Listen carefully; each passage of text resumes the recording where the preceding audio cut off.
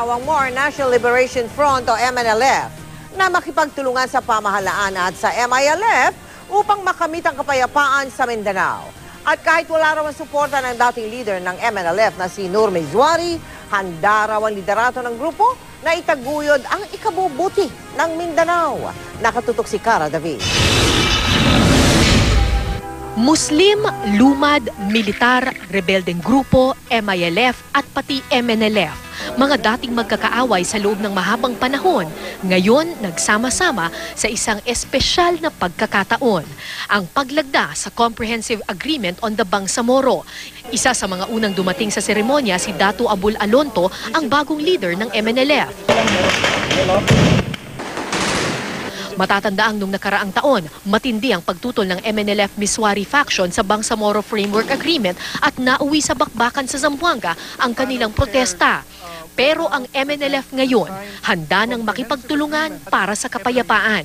Kahit patutol dito ang dati nilang leader na si Nur Mizwari. Why let our children suffer what we have gone through?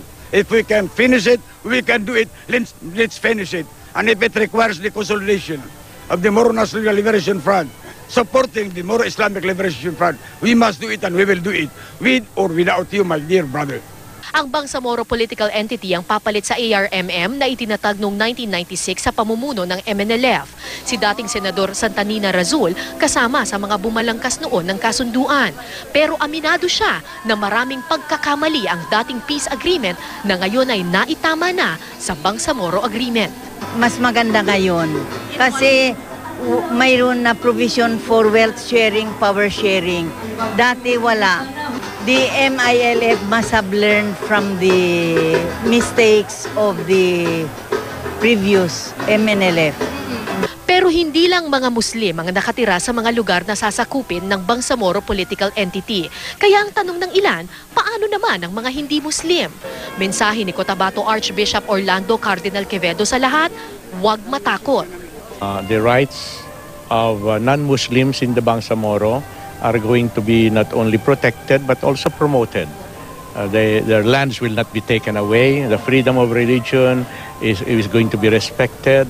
Maging ang mga lumad may agam-agam din sa bagong kasunduan. Umaasa ang ilang tribal leaders na hindi sila mae-echapwera sa kasunduang ito. Kung magtagumpay ang mga Moro, mayroon din tayong bahagi doon dahil kapatid natin, parang isang pamilya lang tayo. So, hindi tayo malilifa out talaga. Inabangan nga ng buong mundo ang paglagda ng ating pamahalaan at ng MILF sa Comprehensive Agreement on the Bangsamoro. Dumating pa si Malaysian Prime Minister Najib Razak upang saksihan ang paglalagda sa makasaysayang kasunduan. Sa gitna ng kinakaharap na problema ng Malaysia sa paghahanap sa wreckage ng Malaysia Airlines Flight MH370, naging mahalaga ang bahaging kinampanan ng bansang Malaysia na siyang naging facilitator sa pagkakabuo sa kasunduan ng gobyerno at ng MILF. Cara David, Nakatutok, 24 Oras.